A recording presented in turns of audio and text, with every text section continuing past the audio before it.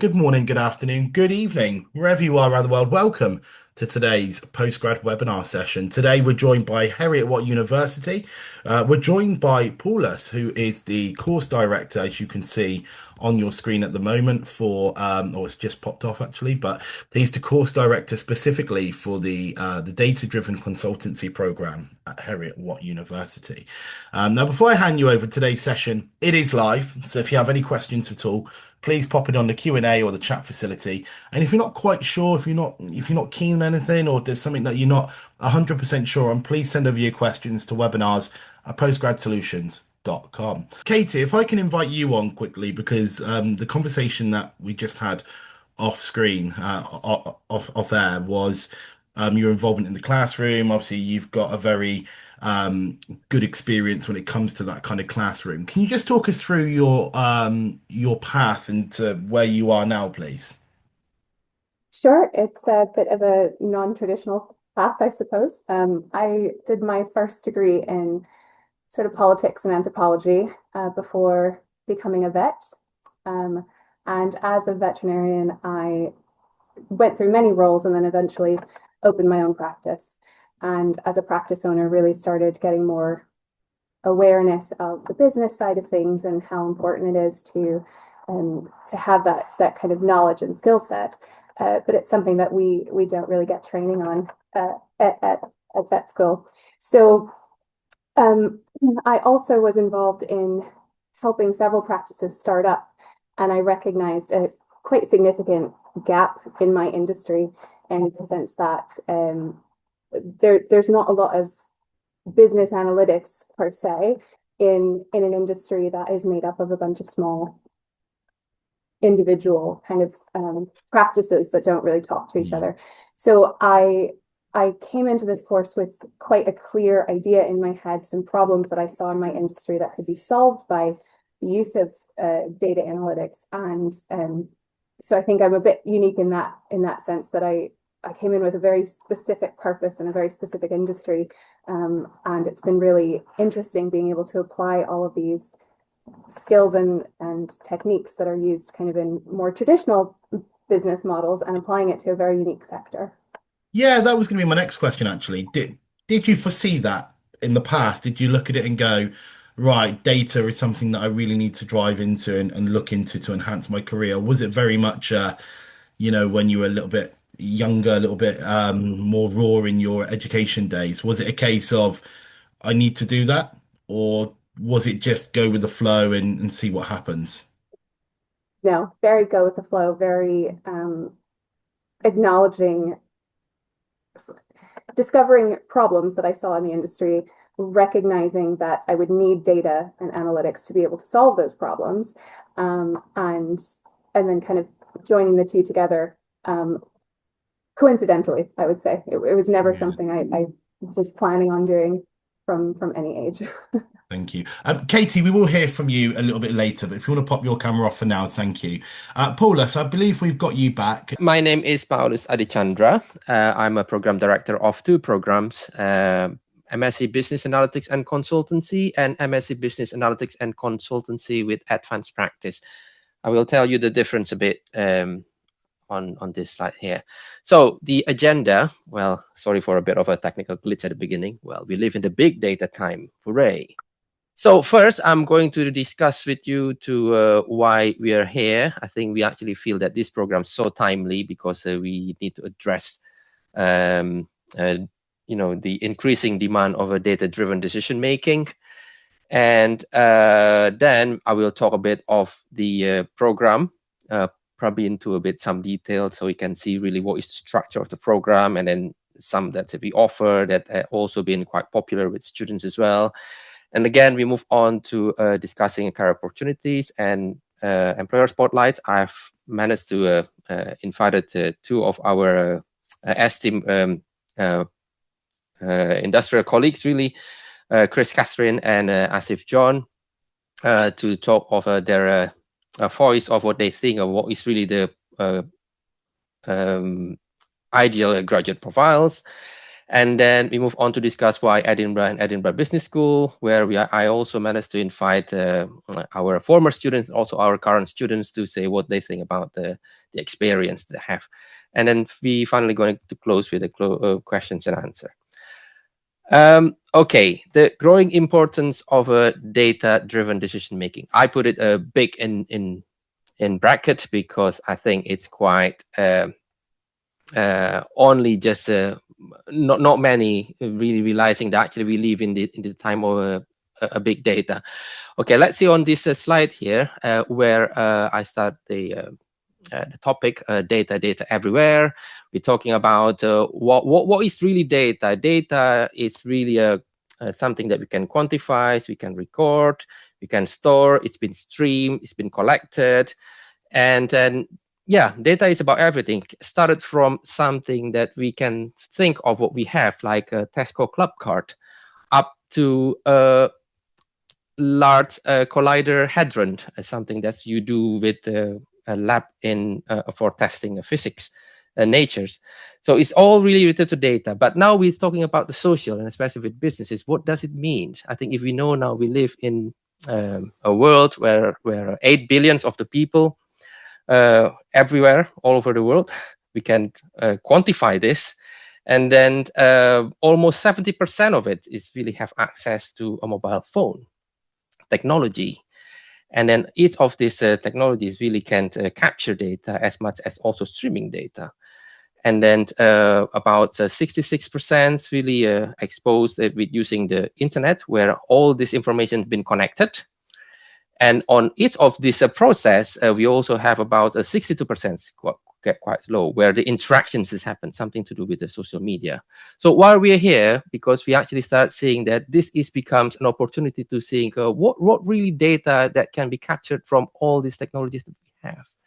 So data has become like a new gold, as we name it, as you see on the right slide there, where it's been likened like an oil. And because we live in the digital age, but what we don't know is really much is really about the value on any of this data that's been collected. So we live in the transition era where we see a digital economy is become a part of the center of many governments' interests really to look at.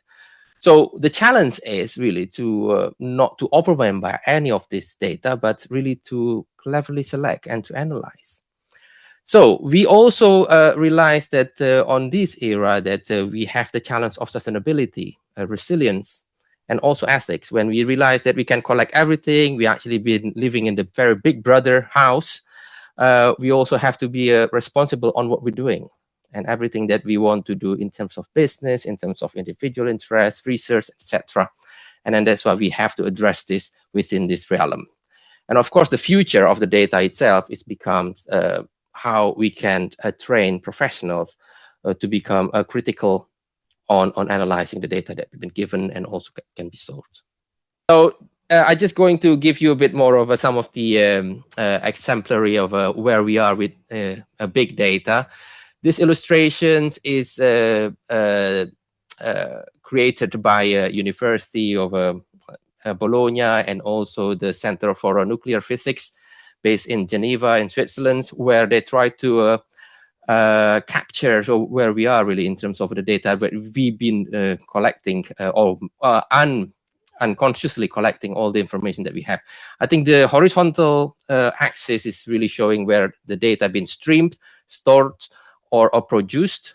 And then the vertical axis is representing the logarithm size of the data. The data is really in the unit of petabytes, so it's really huge. We're not really talking about millimeter anymore, but we're actually in the very different scale of looking at data. And as you can see, the blob here, for example, with streaming, something that maybe that we're quite familiar with, is really something that we see. The purple blob is about our emails, which is located just around there. Really everything that we receive every single day that we produce, we stream, we call it, because we send email, receiving email in there. But the biggest player is there is really the Netflix streaming, where you can see 140 million hours per day.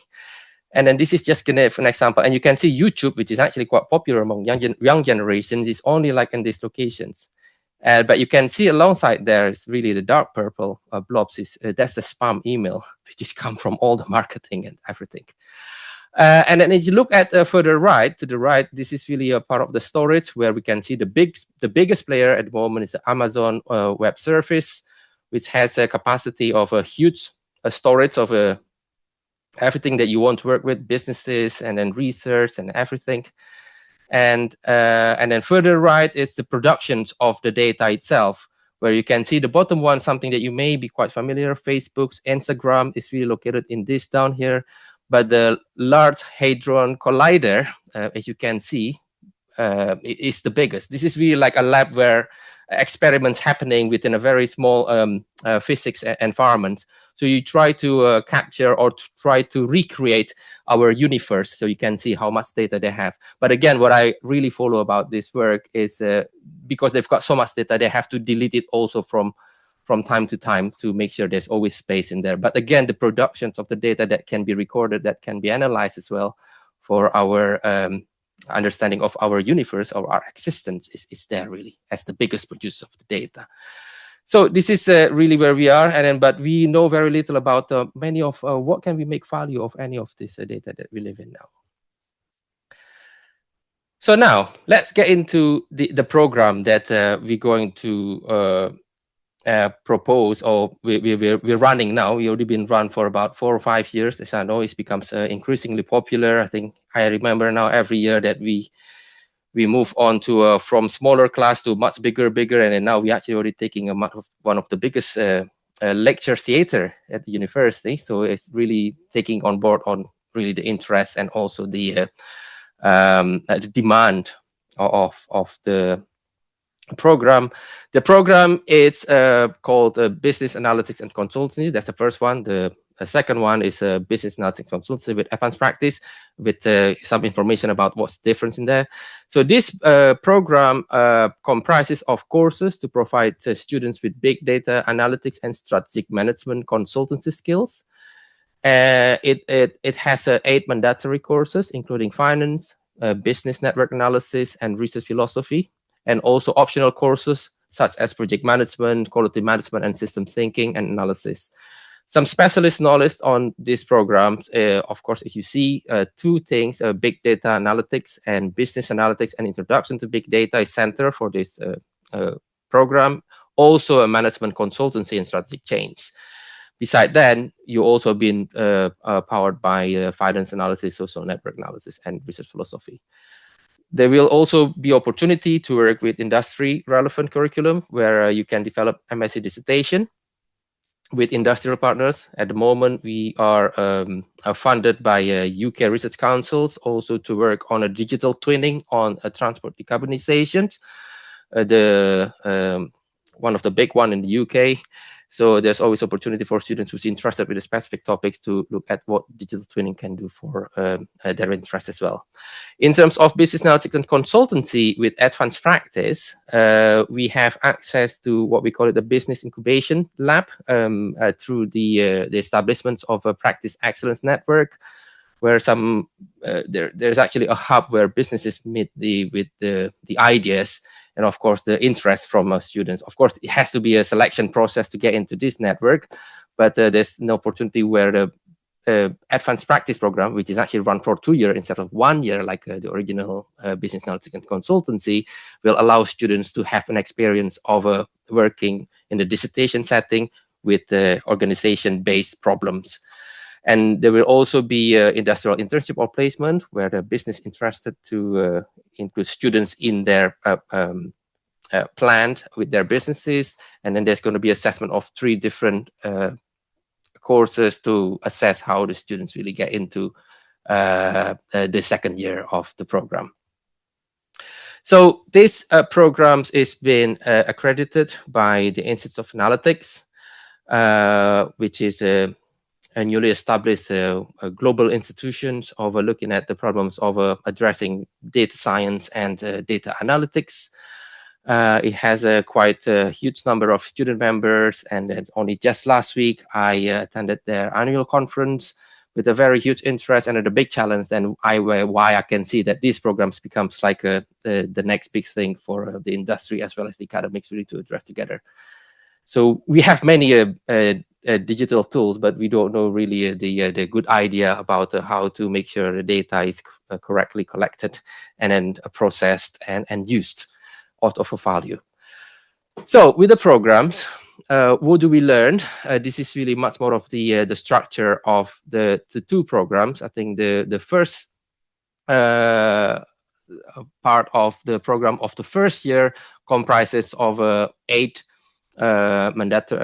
courses. 8 of them are mandatory, and then 1 are optionals, as you can see here. And the area of knowledge that's been covered include big data analytics, business analytics, introduction to big data, management consultancy, strategic change, and social network analysis for business. And students must complete a dissertation, document up to 15,000 words that evidence your ability to design, deliver an academically rigorous, useful, and relevant piece of research. With the advanced practice program, there's also an extension of 3 extra courses that the student has to comply with. What we call it industrial placement 1, industrial placement 2, and industrial placement 3, which has a higher credit. This is going to be supported by our career service as well, who's actually in line with another similar advanced practice programs on a different department.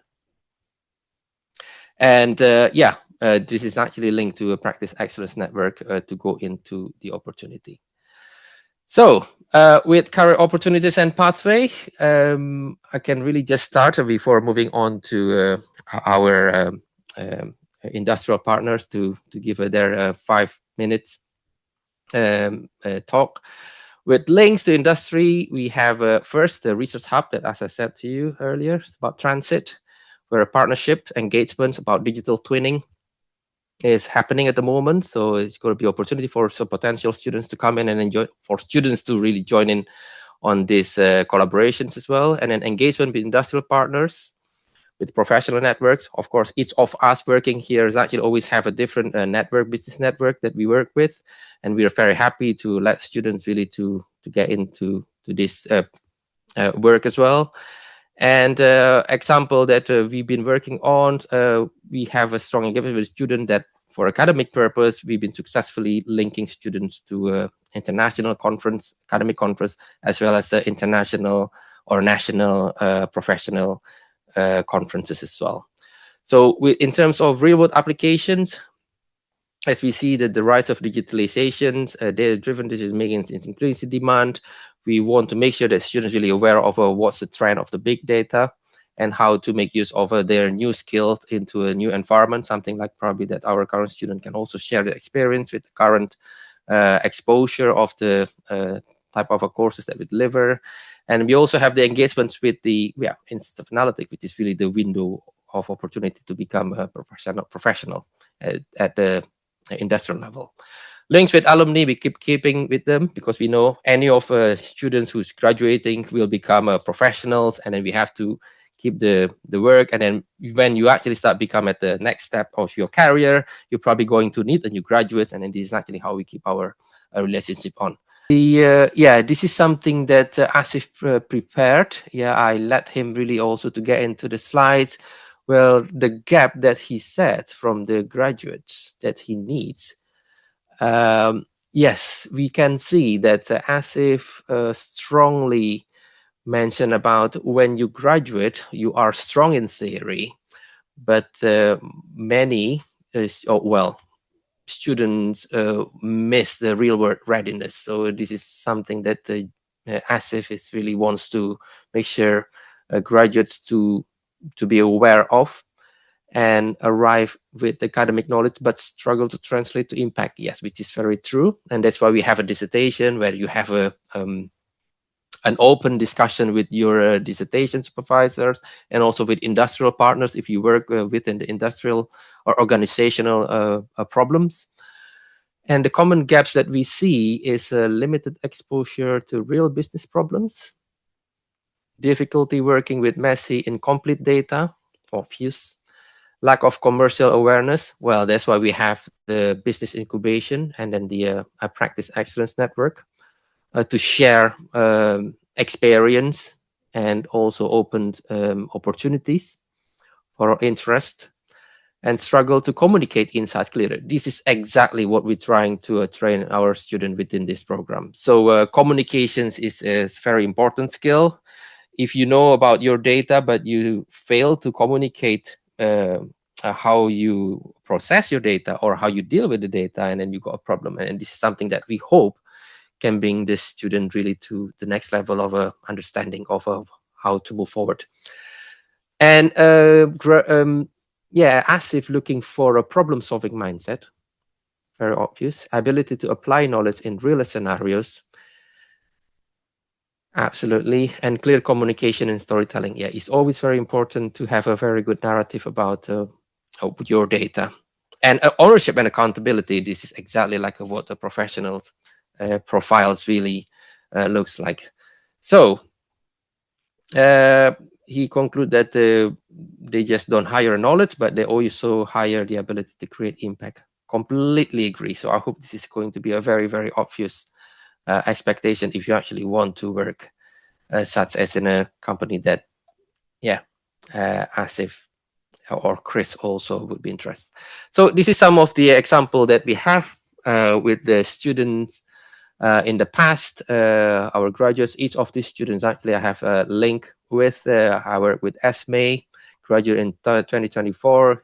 She's working in a strategic change related to stations, and then now she's actually working for Morgan Stanley.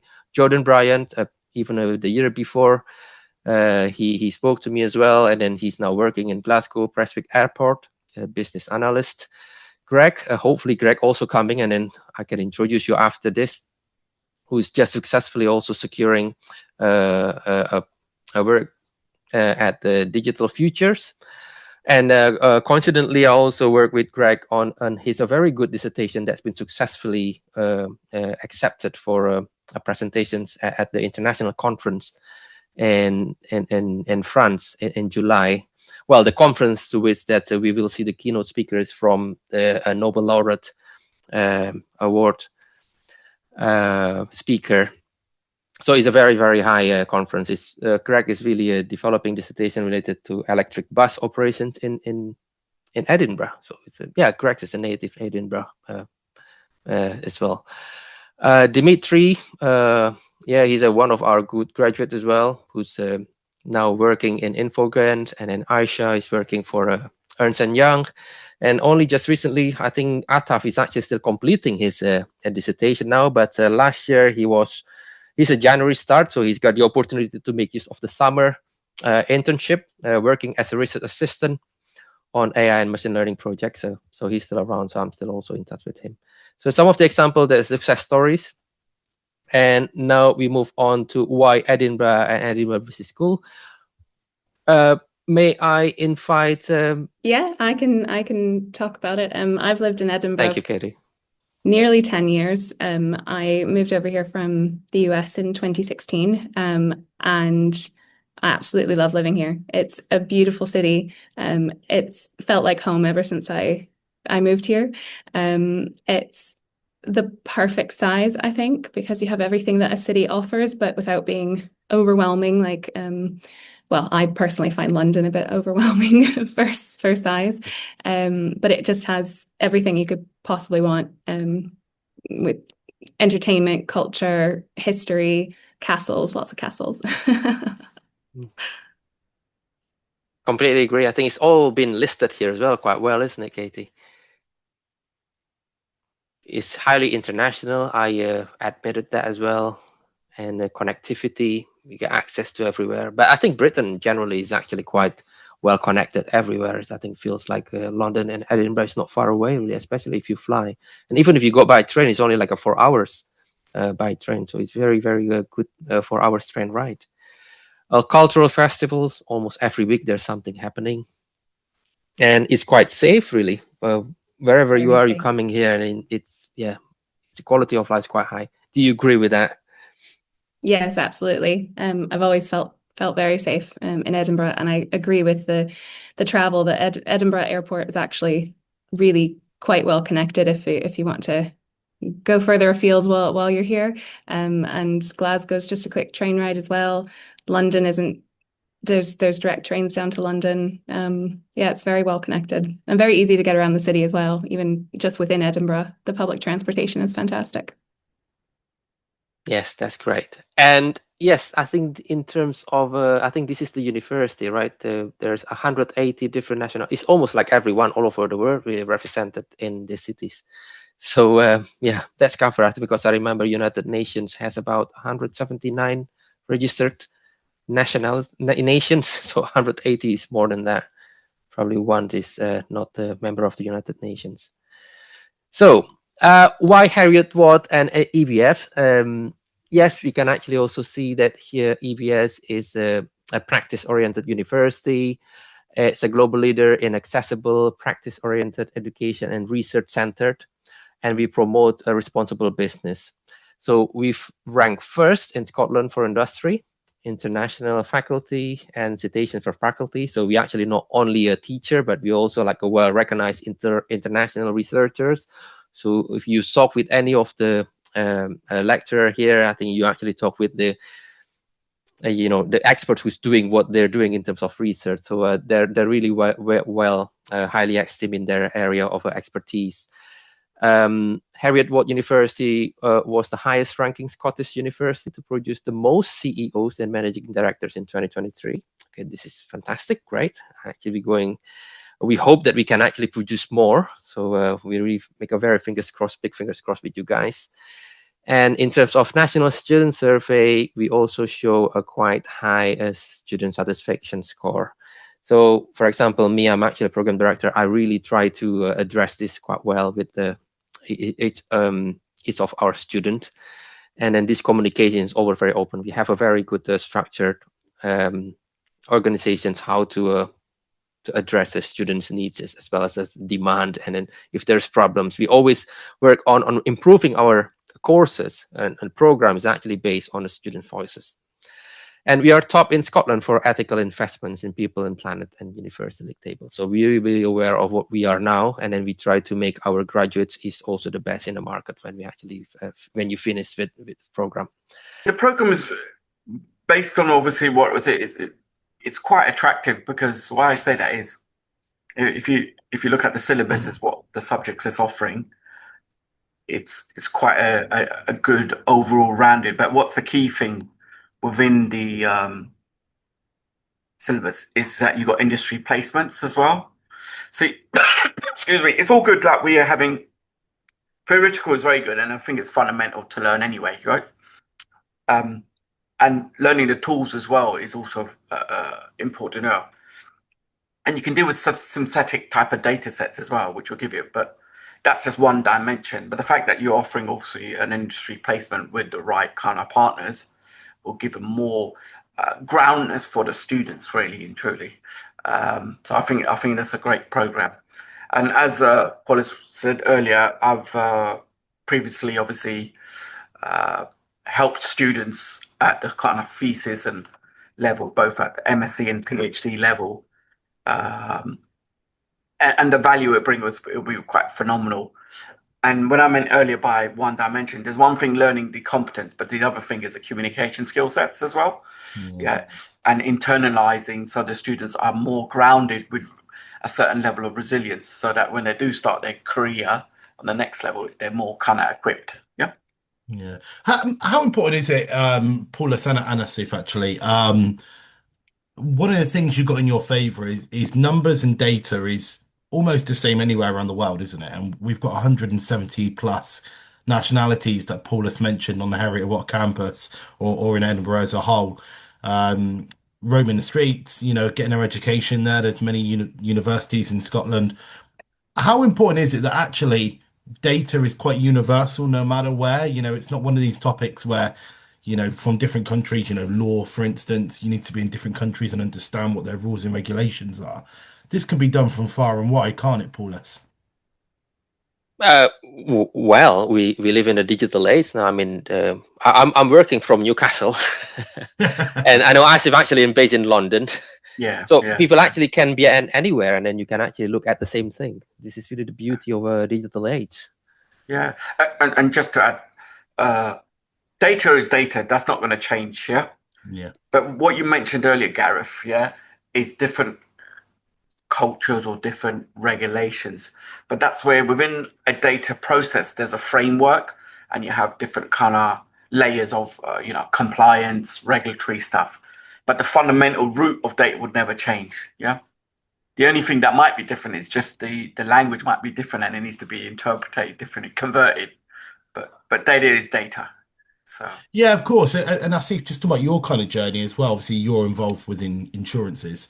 yeah, But like you mentioned, and I think your profile mentions earlier that, although it's insurance, people put that into the kind of data, the kind of finance bracket, actuary bracket. Actually, you are dealing with construction firms, you're dealing yeah, with yeah. sporting health wellness companies and so on. So it Correct. opens the door to a lot more, doesn't it? Yeah, it does. 100%. Yeah, yeah, Okay, excellent. absolutely. Yeah. Paulus, if we can, thank you, Asif. Paulus, at this stage, can we just talk about the program and the education itself? You will see most and hear from most from around the world that are applying for this program. What's the classroom like? What's the education like? Is it mundane? Do you sit there and listen all day, or is it quite exciting? Is it interactive? Do you engage with the students? Yeah, we do engage with students. Well, I think depends on well, because the program actually comprises of different courses, and then each courses actually has Yeah. its specialities and unique character. And the two courses that I've been involved with is really associated with numbers, unfortunately. So there's actually a little group work, but I remember in business analytics, there's actually um, assignment is really been given based on coursework. With the first one, it's probably there's a little engagement of group work, but with the coursework too, it's always individual, because the students really required to present or to work on how, if you actually been faced with given situations, especially as a data analyst. So I think there's an independence of the works really required with the big data with the data analytics. But I know in other courses, for example, in strategic change or a management consultancy, students really been regrouped into smaller group, and then they have to work and engage with each other, and then discussing about the solutions. And students have to work independently as a team, and then produce like a group report, something like that. But yeah, it's a mixture. And then again, in the dissertation, students also work individually, where again, with the consultations over 12 weeks to consult their dissertation research independent work with their assigned supervisors. So it's quite different as well. And then on the course of system thinking and analysis, as far as I know, is actually they try to use a simulation models where students been introduced to a software where they can really make a different scenarios of using hypothetical testings. So it's a variety. I mean, the class that I teach myself really like located in a quite a big lecture theater for about 100 students. Is quite cozy. It's just one of the center, James Watt lecture theater, so it's quite lovely. So I don't really, so the interactions really very much on when we give students really the opportunity to also say what they think, and then what they express their interest with the subject that's been discussed in the class. Yeah, for sure. And it's as much as the students' output is the academics, isn't it? It needs to come from them a little bit more sometimes to want to learn and want to find out more. So, Paulus, also keeping on the theme of graduation, post-graduation, Heriot-Watt's got an amazing career service, haven't they? Postgraduate career service. Correct. Yes. And we saw a great slide earlier of typically where students can expect to, all based upon previous experiences, what they can expect to go into and the partners that you work with. How important is that, again, that you're not just going to graduate, you're going to further your career, and you're going to get a university and a program that works with global partners in helping you get employment long term? Yeah, I think I should really invite them really on this webinar as well, because especially with the advanced practice program, you are really working alongside with our career service, who's already got a wide network of business partners. And then, yes, our career service is really, really good because they're not only helping students with bridging the gap to the industry or the industrial partners, that we have a big pool of a list of different organizations all over UK or probably even all over the world because there's so many multinationals. But they're also helping students also to tailor the CV, and then practicing with the interview. So it's really all well makes like a package. So we are not only preparing students with all the knowledge and then skills based on academically, but also with the skills to tap into to work to become professionals. I mean, for example, I think the career service will help a student who actually wishes to write about 100 or even thousands of job applications. They're there to support you, because this is really the reality of this days work environment, that we cannot only just rely on one job application and we will get a job. Well, you can, of course, if you're very lucky or you're very, very talented, that everyone actually wants you. But now you're actually competing with any other graduates. But again, the opportunity for postgraduate is better because you are only the 4% of the populations of UK. So you should really above everybody else knowing about a special skill. But again, to find who really needs these skills, it's something that has to be a work together. It's a collaboration. It cannot be just one side, the industry looking for graduates, the same that graduates just looking for just limited number of industrial placements. But it's got to be like firing thousands job applications, as much as the industry also trying to address many universities as in UK really to get their graduates to work with them. Absolutely. And Paulus, the intake dates for this, for students to apply, presumably you're looking for September 2026, so just a few months' time now. How does one student go about applying? How does one student find out more information? Can they communicate with you? Can they add you on LinkedIn? Can they find some of the work to do the program? Oh, yeah, can contact me, and then I can actually pass it to a GAF really to look after how to go. But I think in Heriot-Watt University website platform, there's always like a link that you can really ask anything. If you're a potential students, also you can also ask how to get in, because many students also just drop me email because they just find me on whichever actually it is. Yeah. My name's really got down, and then drop me and then asking, can I actually how do I get this? And then even with Katie, I think the first time it was actually through the university, and then the university actually passed it to me, and then Katie get contact directly to me, and then now Katie's in the class. So I'm very happy actually. This is actually how it works. So we are very approachable, and then anywhere actually you drop emails and then someone going to reply. I think this is something that I would say about the Heriot-Watt University as well in general. Excellent. Thank you for your time, Paulus. And Asif and Kate in the background as well. We've reached that time. Thank you very much for everyone's time today. We look forward to hearing from you. If anyone has any questions, please reach out to Paulus. Like I said, they're very approachable. Asif, thank you for your time. Kate in the background also, and Melanie also. Take care. Thank you. Thank you. Bye-bye. Okay.